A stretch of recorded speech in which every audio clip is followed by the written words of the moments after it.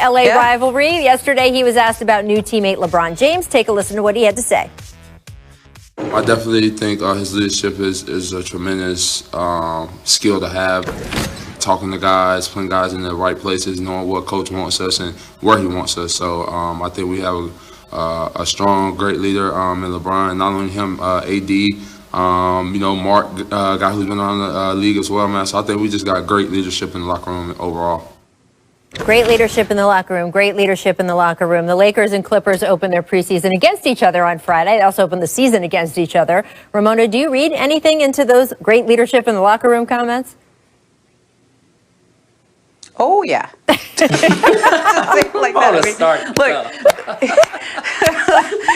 that was the one thing the Clippers, like, I remember reporting on, their collapse after last year. And I talked to a lot of people with the team, on the team, around the team. And there were two main criticisms, which was lack of leadership, on-court leadership specifically, and the lack of a point guard who would sort of set up that offense, et cetera. Now, when Trez says that, I think that's a shot at the former team that he was coming from, right? That the Clippers, obviously, when you get 6 different answers about who the leader is, probably means you don't have a leader. Probably means you don't have that really strong leadership ability. And Rach, you and I have talked about this a lot with LeBron, and it's one of those intangibles that I don't think he gets enough credit for in terms of just leadership in that locker room, on that court. And when last year we were always talking about LA, Clippers versus Lakers, and we looked at Kawhi and Paul and AD and LeBron, and I always said I'll take AD and LeBron just because I think they're the top two, in terms of the two of the top 5 players in the league. But I don't think we realized the leadership gap that the Lakers had over the other contenders. And I think when Trez points that out, that's definitely a side eye at the Clippers. Yeah, but I also think that it's a tough position to be in. He played against LeBron. When you hear a guy talking the whole game, getting everybody in place a whole game, you can't help but to marvel at that as an opponent. Yep. And so now that he's with him and he's witnessing this team building that LeBron does on and off the court, it's something that he's never experienced. And it's kind of like when I compliment the Miami Heat culture, I'm not taking a shot at teams that I worked for after. It's hard, but people will take that as a shot at other teams' cultures. And so it's a tough position to be in when you're complimenting something that you've been a part of or you're coming to be a part of that's really unique and different. LeBron is arguably the best leader in professional sports to date. And you're going to that team and you're witnessing this, you can't help but to compliment it. And I don't think it necessarily has to be a shot back at the old team. Well, LeBron himself is speaking to the media today, and he spoke about the addition of Trez. He also talked about his reaction to the super short offseason after the Lakers won a title. Listen to this. Well, it's definitely too early to tell, but we're just so excited to have those guys here. Having Wes, Dennis, obviously Trez and Big Mark. We're extremely excited to have those guys here. We're just working our habits. What was your first reaction when you heard December 22nd for a season, and how did that change kind of your off-season plans from that point forwards? I was like, wow. Oh, and I said, just being completely honest, I wasn't expecting that because the early conversations were going on. I was hearing that there would be kind of a mid-January start. And the training camp will kind of start after Christmas. We have an opportunity to spend Christmas with our families, so I had already planned a vacation with my family for us to go somewhere, which I haven't been able to do, obviously, since I've been in the league. And, so I had to switch up a lot of things. Once I heard the December 22nd start and with training camp starting, obviously this week. So. I can only say to LeBron that you'll have Christmas morning with your family because your game isn't until later in the day. Fizz, you coached LeBron for a while. How much pressure do you think is on him to essentially play every big game this season despite being in year 18 of his career because the league looks to him to help ratings, to help in this shortened season, to be a presence? It's not just playing for the Lakers when you're LeBron James, right? Yeah, he's playing for the world. And come on, LeBron, you knew the owners was going to have you playing on Christmas, baby. There wasn't no way they was missing out on the Christmas Day game. So, and no, look, LeBron is sandbagging you, everybody. LeBron has not stopped working out. LeBron's body is in peak condition, and he is ready to go. And you look at the additions that they made to that team. Marc Gasol, Trez, two unique, totally different five men that bring absolute experience and talent to the team. Wes Matthews, oh my God, tough shooter. And then Dennis Schroeder is new age Rondo, speed, defense, all of the things that Rondo brought, except he's got a little bit better three-point shot and he's younger. And so LeBron is sandbagging. Don't let him fool you one bit. He may not be happy about the start, but he's going to be ready. Ramona, what do you Rach, think? you know, I actually felt the same way that LeBron felt when I started to hear the December 22nd date. I was like, no, we just got done. I need to like chill for a minute here. But I'm sure you did too. You got back from the bubble, which is an incredible undertaking. I mean, look, this year has been like this for everybody. And I think that nobody would blame LeBron or AD or any of the or anyone from the Heat or the Lakers if they kind of got on the on-ramp a little bit slowly this year, right? If they just took a little ease into it. You know, LeBron averaged about... Don't buy it, Ramona. I don't buy it either, though. LeBron is just coming out knowing the LeBron gates. the way that we've come, right? He wants to play, right? Like, he wants to play as many minutes as possible. So I think the way that he reacts to this sets the tone because, Rachel, this is a theme I think we're going to be talking about for the next couple of years. He's got 4, all right? 6 is coming up, and it's in his 5 sights. too, And Ramona. how 5 much is an does important he number of rings for a 5 player with too. the Lakers. Just saying. That's right. That's right. And so, you know, Yes. it may not be ideal, but when you're sitting on 4 and Kobe and Magic and all those guys that got 5 are right there, and then 6 with Michael Jordan is right there. You got a couple of years and you got a new squad with some younger teammates who, and this is something we learned from covering the Warriors over the years. When you have new, fresh blood in there, that helps everybody because they didn't just come off playing until October. Okay. Schroeder was done early. Montrez was done earlier. Wes Matthews was done early. Like those guys are hungry. And I think that'll help the Lakers going when they restart here because you just got fresh blood in there. It is interesting, though, because you are balancing a lot of agendas. LeBron played such tough defense from the start of last season, and that made a huge difference on how it rippled throughout the team. If he's not doing that at the start of the season, that tone is set differently, and we saw that the Lakers needed it in the NBA Finals, so we will see what happens. Welcome to The Jump. I am Rachel Nichols. Today I am joined by our resident coach and new papa, David Fizdale. Congratulations, Fizz. Our senior writer, Ramona Shelburne, will be along later. And coming up, LeBron is going to speak to the media today. He is always very candid, so we will hear what he has to say. First, though, the saga of James Harden and the Rockets continues. Harden did not participate in the Rockets' first practice of the season yesterday. Rockets coach Stephen Silas said Harden was not at practice because of the NBA's COVID-19 protocols. Harden did not return for a scheduled solo workout Sunday evening either, but told Rockets management he's going to report soon, whatever that is, a source told our Tim McMahon. Harden was all over Instagram this weekend, attending rapper Lil Baby's birthday party in Atlanta without wearing a face mask. Players were actually supposed to quarantine at home this week, other than testing at team facilities, individual workouts, and grocery shopping. I don't know if there were any groceries at Lil Baby's birthday party. James Harden's sister also took to IG to defend her brother. It was a photo of them together with the caption, "His pain is my pain. We got the same pain." So, what do the Rockets have to say about all of this? Here is Coach Stephen Silas earlier today when asked about Harden. The question was, when will James be back and how big of a setback is this? Take a listen. As far as timetable, there is no timetable as far as I know.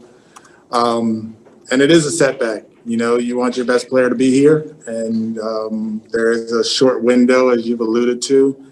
As I said yesterday, we're working as if this is the 6th to the 23rd. So there is some time, but, you know, it is a setback. I mean, I have to be honest and understand that this is a setback, not having, one of the best players in the NBA here. But I'm working with the guys who are here, and we're working hard, and we're doing a good job. Well, shouts to him, new coach, being put in a difficult position and being candid and honest. Definitely the way to go, coach, because people know if you're not telling the truth.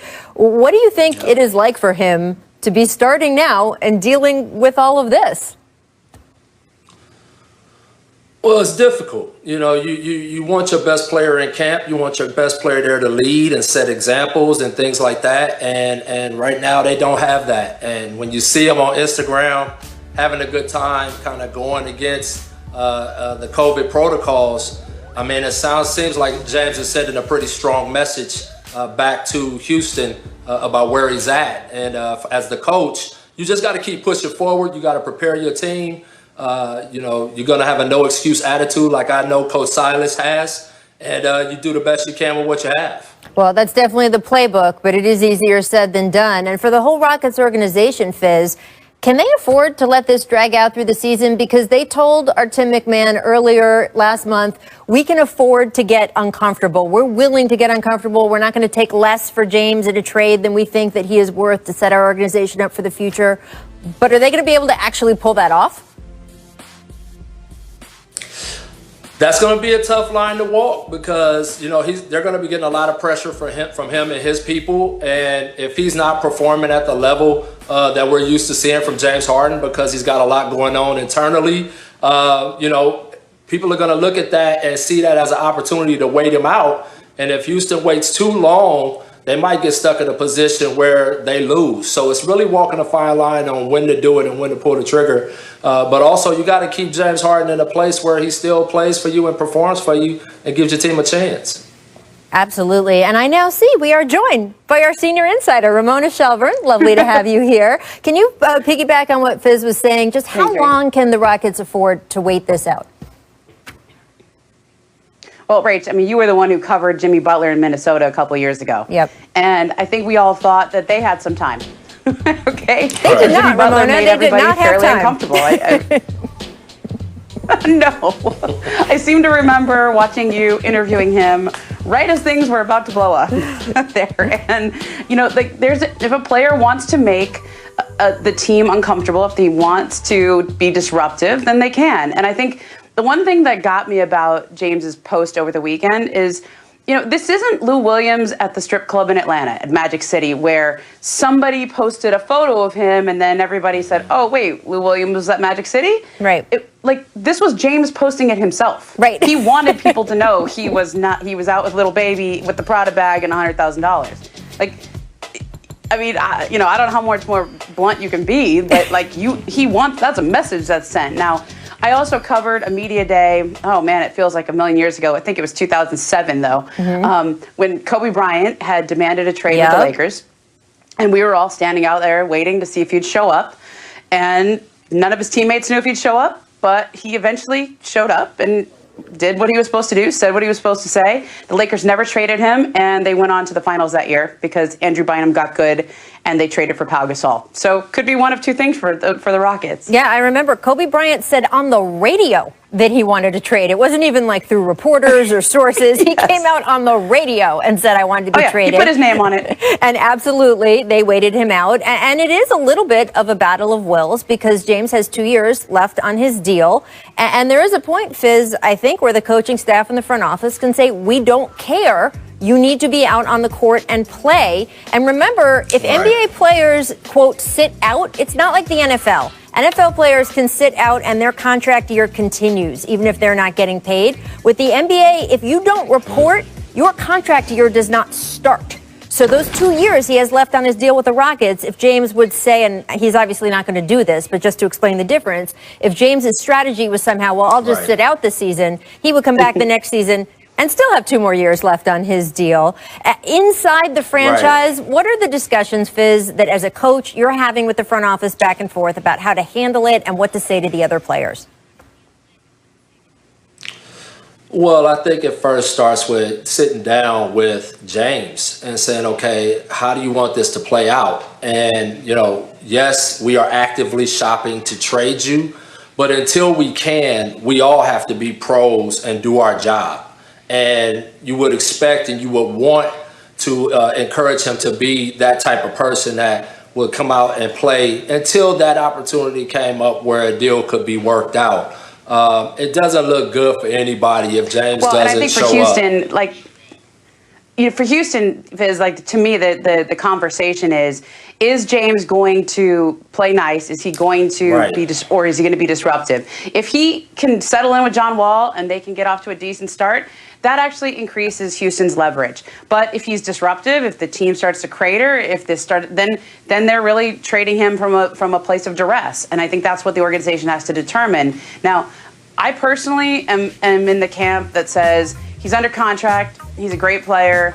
You just don't get many chances to trade great players. Right. And if you trade James Harden in the wrong deal, your franchise is going to be digging out from under that trade for the next 5 to 6 years. So you wait until you get what you want for James Harden. And you have to tell him, help us help you. I mean, there's a lot of players who've been in this situation. And if you help us help you, then you can get to where you want and we can get something in return for you. And that's where that professionalism comes in, where you just say, hey, listen, come out, play hard like you always do, perform at a high level. There's an expectation of James Harden when he steps on the court from fans and from everyone in the country around the world. Be that guy and just know that we're really pushing forward to try to help you get to the place that you want to be so we can make sure that everybody wins. And look, we talk about Kobe Bryant or Jimmy Butler. Every situation is different. And one of the complexities with this situation is that the team that James reportedly wants to go to is not a team that necessarily desperately needs him, right? They've got Kevin Durant and Kyrie Irving. So I guess it depends on how much KD and Kyrie say you absolutely to the front office have to go get James. But it's not a team that necessarily has to pay a sky-high price because they're desperate for James Harden. He would kind of be a luxury on that team. So that's going to change the leverage and the negotiations here as well. We'll have to see if there's anywhere else James might be interested in going, or this saga could end up for a long time. We'll keep watching Instagram. Who knows? And by the way, Ramona, I'm glad you casually dropped that $100,000 because James Harden apparently gave Lil Baby $100,000 for his birthday, among other gifts, which is amazing. Coming up, we're going to talk about that team that beat the Clippers, but that didn't happen. Instead, thanks to 3 positive COVID tests in 4 days, Portland's entire facility has been shut down. Oh, and the Blazers are supposed to play their first preseason game in 4 days. Toto, I have a feeling we're not in the bubble anymore. Instead, welcome to the new NBA, where coronavirus could easily end up being more disruptive than it's already been in the NFL or Major League Baseball. After all, those sports are played outside. Football has 6 days between games to see if a positive test is ripping through the team. In baseball, the players have pretty limited physical contact with each other. But basketball? Yeah. NBA teams will be trying to fit in 3 to 4 games a week, indoors, with players sweating and breathing all over each other as they travel around the country. And they're not starting from a great place. When teams started COVID testing to prepare for training camps, nearly 9% of players tested positive, a number that would be catastrophic if it continued throughout the season. So how do officials make sure it doesn't? Well, this weekend, the league dropped a 158-page memo detailing the new rules. That was an expansion on the 138-page memo they dropped last weekend. And here are some of the rules they talked about. Players and staff are no longer allowed to go to any bars, lounges, or clubs, even when they're at home and on their free time. No, quote, live entertainment either, Lou Williams, and no visits to public gyms, spas, pools. So it would seem that, say, if a player has a kid on a sports team and that team is playing this winter, the player cannot go to his kid's games. It'll be interesting to see how the league interprets that one.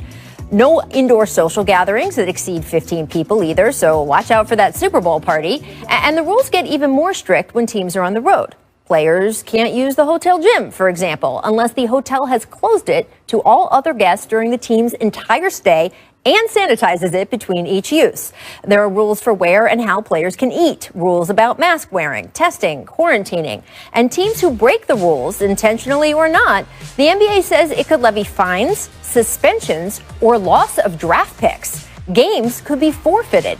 Individual players could see their game checks docked. And the league will also be doing unannounced spot inspections of team facilities to make sure they are in compliance too. So is all of this going to work? Yes and no. The NBA has so far been the most thoughtful sports league in America when it comes to COVID, from the experts they're working with to the protocols that they have put in place. But this is a virus that has a Rasheed Wallace-like disregard for officiating. And no matter how many rules there are, the positive tests are going to come. The games will be disrupted. So no, Toto, we're not in the bubble anymore. There are no ruby slippers to click together, just a lot of patience and a lot of crossed fingers, as what could be the NBA's most chaotic season is set to begin. Coach Fizz, this is a lot. As a coach, if you were in the position of trying to manage players dealing with all this, how enforceable even are all these rules? Well, I think you have to have those rules in place. I mean, you're trying to pull off something that's nearly impossible. So you do have to have those things in place. But you just really would hope that people would take this seriously enough that they wouldn't put themselves in those positions to jeopardize not only their health and other people's health and lives, but your profession, your craft. A lot of people are going to suffer just because of irresponsible decisions. I think that's going to be where it comes down to, is the personal responsibility of everyone doing their job to make sure that everyone stays safe. The same thing we've been asking the whole country to do, right? But I think the next step is going to be, what is the NBA going to do when a guy gets sick? How are they going to handle that? And then how are they going to track that and keep the league moving forward as they try to get 72 games accomplished? I think all of that stuff is going to be something that the league is going to have to figure out as they go. But I do think having a strict situation in place to start is the way to go, and then you can always adjust from there. You know, Rach, I think this is going to come down to players keeping each other accountable. This is what's happened in every other sport. I remember when baseball started up and the Marlins had a big outbreak, and there were several other teams that were disrupted by it, and it almost looked like baseball wasn't going to get off the ground. And you know, I think the tipping point was really the Cleveland Indians situation, right, when you had Mike Clevenger and the other pitcher go out. And their teammates really called them out. And I remember talking to Kenley Jansen from the Dodgers at the time, and he said, you know, if we want to have a season, if we want to do any of this, like, we've got to keep ourselves accountable. And I think, you know, I've heard about the we made fun of the snitch line, okay, in Orlando. It wasn't as necessary in Orlando, but it is very necessary going forward, right? That snitch line is going to be really important, and it's got to be coming from within, because if the league has to crack down on teams, if the league has to make an example of somebody, kind of like they did with Lou Williams, I thought in the bubble they made an example of him. We saw that in football with the Denver Broncos. They may try to make an example of those quarterbacks, but that's only going to be putting out spot fires. If you actually want this to work, it has to come from the players. It's complicated. How important is it to you at the end of the day? Right, but it's complicated, guys, right? Because on the teams that are marching toward a championship, I can see players holding each other accountable. We all know what it's like in the middle of the season with a team that maybe doesn't feel like it's really in there, and not everybody's rowing in the same direction. And by the way, that Cleveland Indians example, Ramona, is exactly right. And that's the thing I think of the most also. But it is different in baseball, where you have a whole rotation of pitchers, and even some of the most important players can't necessarily be replaced, but aren't as vital every day. James Harden, we just talked about in the last segment, was out in a club in a city he wasn't, according to the NBA, supposed to be in, being with people he wasn't supposed to be with, not wearing a face mask. And I don't know how things are going to feel like in the locker room when he does finally rejoin that team. But can the Rockets go out and do what they want to do this season without James Harden or whoever they trade him for to fulfill that role? No, they can't. So how much are other players in that locker room going to, quote, hold James Harden accountable? It is a very, very complicated stew. And it's just a lot of rules also. And Ramona, I haven't gotten a great answer on with a positive test. As Fizz says, we've read the protocols and the 10-day quarantine and the 2 negative tests to come back and all of that. But what have you heard about how the schedule is going to change? Because if someone comes with a positive test on a Monday, even if he is isolated immediately, what are they going to do about the team that he played on Saturday night or Sunday afternoon, and the 2 teams that team is supposed to play the following next day or the day after that, when they try to get 3 or 4 games a week? Yeah, I mean, that's going to be the big question going forward, because, you know, in the NFL, you can isolate close contacts and you have all week to do it. you have the benefit of time. In the NBA, you don't have that. And they've tried to mitigate this a little bit by having more of a baseball schedule where you have sort of 2 games back to back. So theoretically, it would only be one team that you played. So you're not going to have every night a new team that we're worried about. Yep. But I just think back on that night when Rudy Gobert tested positive, March 11th, where somebody put this graphic up on Twitter of like how many teams the Jazz had played in the last 14 days and how many teams those teams had played in the last 14 days. And it was basically the whole league. Right.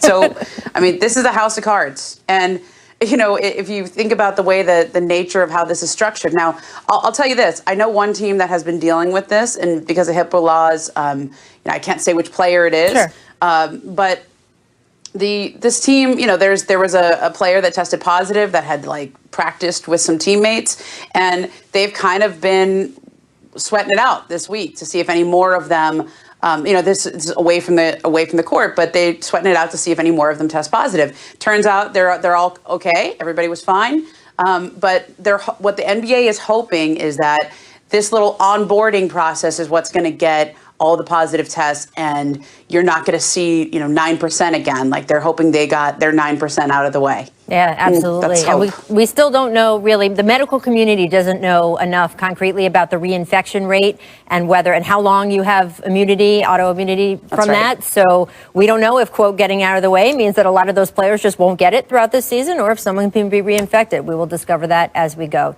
All right, guys, coming up, let's get back to the basketball court because Doc Rivers responded to Paul George's critical comments saying, everyone needs to take some ownership for what happened against the Nuggets last season. I just hope they can play this one because, as we mentioned at the top of the show, Portland Trailblazers, because of positive COVID tests, their facility is closed right now. Welcome back to The Jump. We are 4 days away from the start of the preseason. Sixers coach Doc Rivers, guys, still getting questions about his old team. The Clippers' playoff collapse, still a matter of conversation. Last week on the All the Smoke podcast, Paul George was critical of his now former coach Doc Rivers and how he used Paul in the offense. So during a Sixers media availability this weekend, Doc responded, quote, "Hey, listen, I enjoyed coaching him, so not a lot to say there. Ty Lue was sitting right next to me, so he better hope it's not adjustments. It's not going to be much different. Listen, we lost the game, and I think everybody needs to take ownership.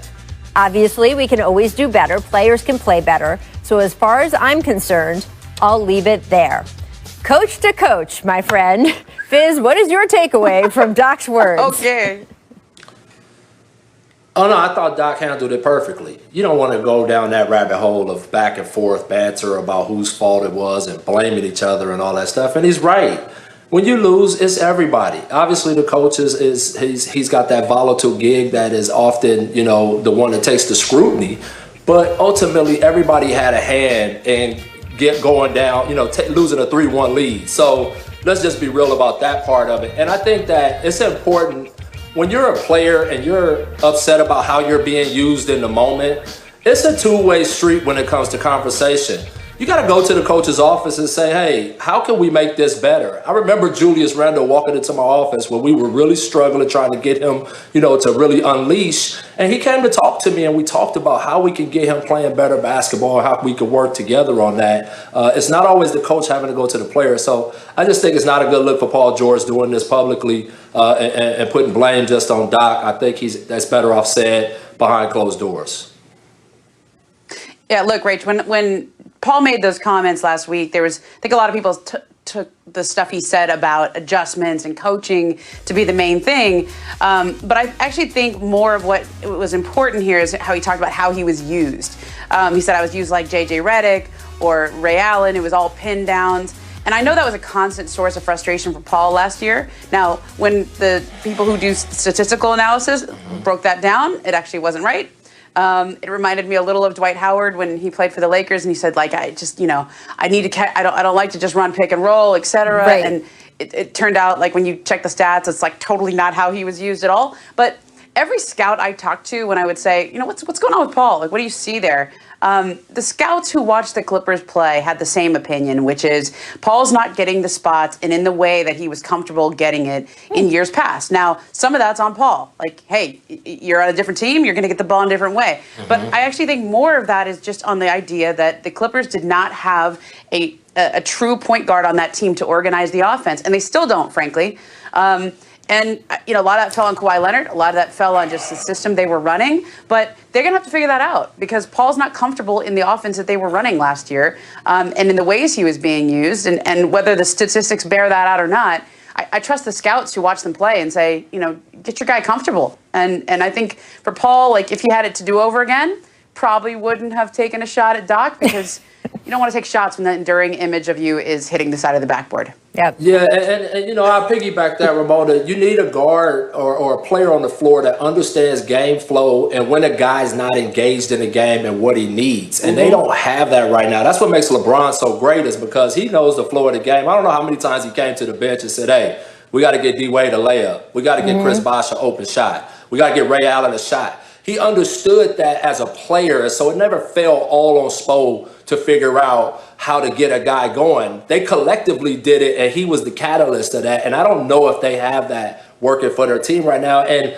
for PG, man, I would say stay quiet, grind, do your job. You got some baggage from other teams. Right now, Doc's a guy that's a championship coach. I would stay totally away from that kind of stuff. Yeah, absolutely. Our team that beat the Clippers in the playoffs, yeah, we talked about it earlier in the show. Now we're going to get to it. Our predictions for Jamal Murray and the Nuggets. Woohoo! And also here is our jump recommends for today. Finally, I spoke with celebrity tattoo artist Mr. Cartoon, who designs the new Clippers uniforms. He joined us to talk about working with them. He's a native Angelino. This is a big deal for him. And oh, by the way, he has also tattooed Snoop, Beyonce, and the late, great Kobe Bryant. Check out a short clip from our convo right now, and you can head over to YouTube as well for the extended version. It's amazing to see these designs on the Clipper uniforms because this was writing that was used on the back of the homies' sweatshirts, and we would write it on the walls. And, you know, this is something from LA that comes from like graffiti art to low riding culture. And for it to be on a major sports team is big for us. I mean, you had police chasing you off, writing it on graffiti walls, and now they're putting it on an NBA uniform. That's a huge leap. Huge leap, you know, and this opens the doors for a lot of up-and-coming young people that love graffiti, but, hey, they can have a career in art or in sign painting or lettering, or, hey, they could design for the Clippers. You did, of course, also work with the late, great Kobe Bryant. What was that experience like for you, and how do you think of it now after his passing? Kobe is a true inspiration. You know, we actually had an appointment to get his daughter's name on him when he passed, and I think the whole world was crushed. I don't know if it will ever be the same, but he was always a gentleman, funny. You know, he would ask you how your kids are doing, remember your friends' names. You know, it's amazing, man. A huge. We play Thursday? You don't get 2 days off? No. On some nights, he's merely an absolute star, and on other nights, he's an actual supernova. There are very few guys in the league who go nuclear like Jamal Murray. He has it working on all cylinders. He is working Utah like a part-time job right now. Are you going to say something? Go ahead, bro. I just don't get not double teaming this guy. Like, get the ball out of his hands. You cannot stop him. 2 seconds to go for the win, and it rims out. Denver hangs on! I've never been so happy to play so bad in my life. Nikola Jokic, man, continues to be the smoothest center in the game. Quietly with the, 30 and 14, he was like Old Faithful, just very rock steady. Shot clock winding down. Murray puts up a three. Bang! Jamal Murray from downtown! This is absolutely shocking.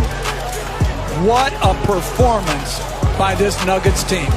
You got Shaq, you got Charles, you got Stephen A. All y'all better start giving this team some damn respect. I'm not counting the Nuggets out next year. Do it at your own peril. I love that. Work in Utah like a part-time job. Fizz and Ramona still in the house. And guys, let's keep with the TV theme we had previously on. Well, let's now discuss the cliffhanger in last year's season finale. Jamal Murray, one of the big breakout stars in the bubble, averaging 24.4 points, scored more than 40 points in 4 games. Jamal has no All-Star, no All-NBA appearances, but that sure looks like it's about to change. Coach, what are your expectations for Jamal this upcoming season in what is still a very packed Western Conference? Well, I expect him to make the All-Star game. That's the next step for a guy that had that kind of playoff, who's taken that kind of jump, knowing how that makes you feel. He's probably been in the gym, in the weight room, working on every little bit of his game because he understands there's a gauntlet out west at point guard to get into that All-Star game and to get past a team like the Lakers to get into the finals. You're talking about Steph coming back, John Wall just came west, Dame Lillard, Chris Paul. You got the young kid in Memphis who's spectacular, Ja. I mean, I could keep going on and on and on. So every night he's going to have to play like he played in the playoffs to take that all-star spot. And that same kind of effort will lead his team to a higher plateau. I think the kid is fantastic. I think the word nuclear is a great word to describe him when he starts to get going. Well, I think, for young players, when you have a performance like he did in the bubble, the whole rest of the league is now watching all that tape and trying to adjust to him because he's just become a force that you have to reckon with if you're going to play the Nuggets. Now, I think the biggest issue for him is, can he do this consistently when they're not in the bubble and he's not locked in the playoffs? And also on the defensive end, because the Nuggets obviously lost some great defensive players, and he's got to step up on that side and be a leader on that side of the ball because that is, Mike Malone was joking today, we lost some defenders. I guess we're going to score 130 every night. But generally speaking, defense wins championships in this league. So I think that's where he's got to improve. All right, I want to take a look at the games the Nuggets fans will need to binge watch in the first half of the schedule. Christmas Day, the Nuggets host the Clippers, who they, of course, bounced out of the playoffs. Clips looking for a little revenge there. They will also face the New Look Suns on ESPN on January 22nd. And finally, it's spoiler alert time. Caesars gives the Nuggets 10-1 odds of winning the Western Conference behind the Lakers and the Clippers. So, Coach Fizz, where do you predict Denver will finish in the West standings? Are you at 3 also? It all depends on what the Clippers decide to do. Is someone going to take ownership of that team in that locker room? I know what T. Lue is going to bring. Kenny Atkinson, Dan Craig, Chauncey Billups, Larry Drew. That staff is loaded. They ready to coach. But is someone in that locker room going to take ownership of that team and really lead that group to the place they need to be? And a lot of that is going to be based on is Paul George and Kawhi Leonard playing the appropriate amount of minutes together. Because remember, it was minutes management last year, and the big thing was they never got together and got to clicking. And so that's going to be critically important for them to get the number 2 seed. Because if they don't get clicking, that Denver team is ready to take off. And Jokic ain't no joke. So that's where I'm at with it. Jokic ain't no joke. We will leave it at that, Fizz. Thanks so much. We will be watching you, Nuggets. And in this next segment, for you guys watching The Jumper, to give you a little update on what's going on with the Greek Freak and that contract situation in Milwaukee. Stay tuned.